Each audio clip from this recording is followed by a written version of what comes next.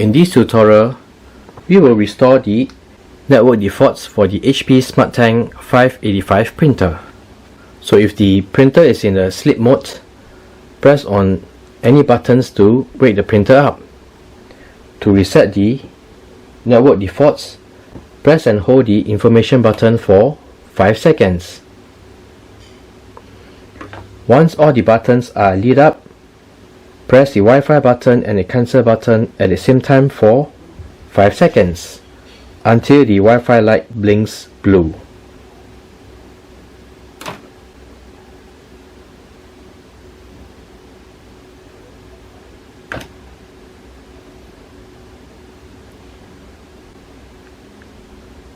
The printer network has been restored to default, and you can use HP Smart App to set up the printer and get it connected to the new network again.